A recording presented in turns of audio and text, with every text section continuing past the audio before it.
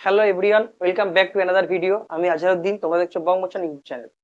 তো স্টুডেন্ট, আজকের ভিডিও হচ্ছে লসপিটাল রুল, যেটা আগের দিন মোটামুটি আমি বলে গেলাম যে লসপিটাল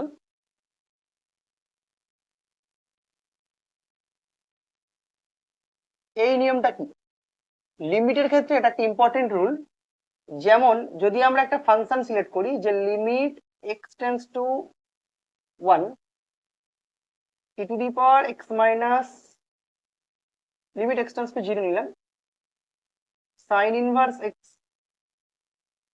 ডিভাইড বাই এক্স, এরকম একটা লিমিট নিই। এখন এই লিমিটে যদি আমরা লিমিটিং ভ্যালু এক্সটাকে জিরোর দিকে টেন্ড করাই, এক্স কে যদি জিরোর দিকে টেন্ড করাই, তাহলে সাইন ইনভার্স এক্স এর জন্য যেটা আমরা ভ্যালু পাবো, সাইন ইনভার্স এক্স এর যেটা ভ্যালু পাবো, অর্থাৎ যদি আমরা সাইন ইনভার্স জিরো বসাই দেন জিরো, আবার এক্স এর জায়গায় জিরো বসালে এক্স ইকুয়াল টু জিরো বসালে সেও জিরো, অর্থাৎ এটা একটা জিরো বাই জিরো ফর্ম। যদি এরকম জিরো বাই জিরো ফর্ম থাকে তার মান তো ক্যালকুলেট আনডিফাইন্ড, অর্থাৎ আমরা এখানটা ডিরেক্ট এক্স এর মান বসাতে পারছি। এই ধরনের কনসেপশন থাকলে আমরা বিভিন্ন ফর্মুলা ফেলে কাজ করতে পারবো, যে ফর্মুলাগুলো আমাদের দেওয়া আছে। ফর্মুলা ছাড়া একটা নিয়ম আছে, যে নিয়মে আমরা কাজটা করতে পারি।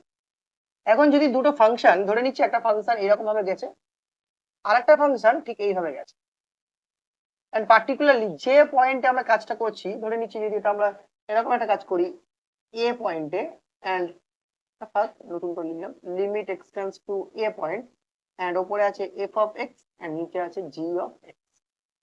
লক্ষ্য করা গেল যে এফ এর আন্ডারে যখন এ আসছে তখন জিরো হয়ে যাচ্ছে, জির আন্ডারেও এ আসলে জিরো হয়ে যাচ্ছে, অর্থাৎ এফ ফাংশন এবং জি ফাংশন দুজন সব ঠিক এ পয়েন্টে গিয়ে x equal to a point যখন, তখন দুজন সব কিন্তু জিরো হয়ে যাচ্ছে।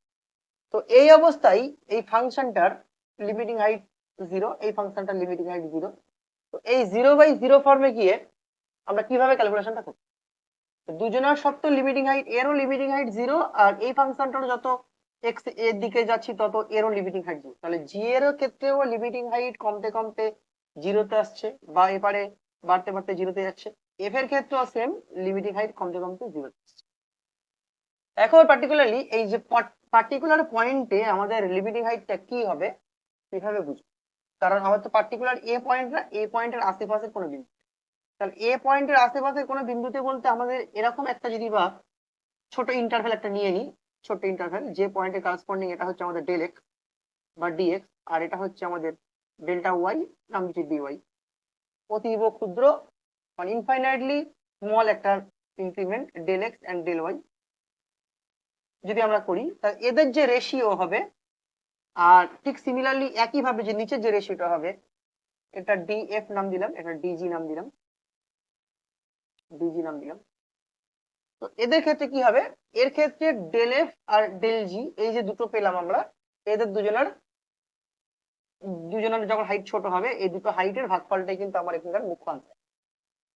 লিমিট এক্সটেন্স টু এর অর্থ এক্স এর মানটা যখন এর গায়ের ধারে আসছে তখন এই হাইটটা এবং এই হাইটটা যে ফিক্সড নাম্বারে গেছে, সেই দুটো ফিক্সড নাম্বারের বিয়োগফল ভাগফল। তো তার মানে আমরা বলতে পারি যে লিমিট এক্সটেন্স টু এ, উপরে আমরা করলাম ডি অফ এফ, নিচে লিখলাম ডি অফ।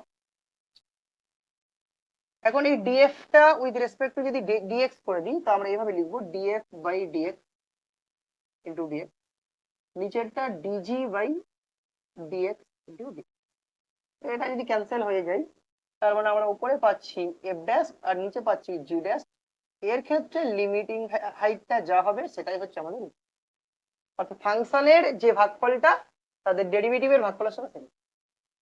তো এখন যদি আমরা এই কাজটাকে এইভাবে আমি করি, তাহলে জিরো বাই জিরো ফর্ম, তাহলে limit x tends to zero, নিচে এক্স এর ডেরিভেটিভ করলে ওয়ান, আর উপরে এক্স এর ডেরিভেটিভ করলে one by root under of one minus x.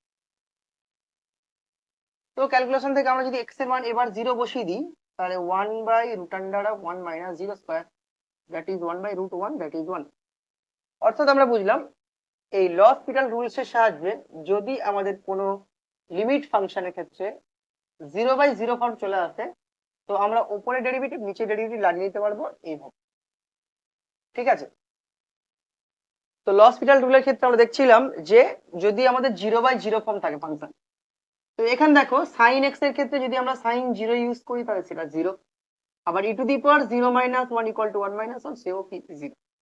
তাহলে যখন এই ধরনের ফাংশন চলে আসবে অর্থাৎ 0/0 যখন ফরম্যাট চলে আসবে তখন আমরা কি বললাম যে লসপিটাল রুলস এর যেটা রুলস ছিল লিমিট x টেন্ডস টু 0, আমরা উপরে ডেরিভেটিভ করে নেবো ddx অফ সাইন এক্স, আর নিচেও ডেরিভেটিভ করে নেবো আমরা ddx of e to the power x। তাহলে উপর থেকে আমরা কি পাচ্ছি limit x tends to 0, sine x এর ডেরিভেটিভ হচ্ছে cos x, আর নিচে হচ্ছে e to the power x। এখন যদি আমরা x এর জায়গায় 0 বসিয়ে দিই cos 0 divide by e to the power 6, তো 1/1 দ্যাট ইজ 1। তো আমরা ফাইনাইট ভ্যালু কিন্তু পেয়ে যাচ্ছি। অর্থাৎ লসপিটাল রুলের সাহায্যে যখন 0/0 প্রবলেম ফেস করব তখন কিন্তু আমরা উপর নিচে ডেরিভেটিভ করে নিয়ে সেটাকে আরো ইজি থেকে ইজিয়েস্ট বানিয়ে নিতে পারি। এই ছিল লসপিটাল রুল।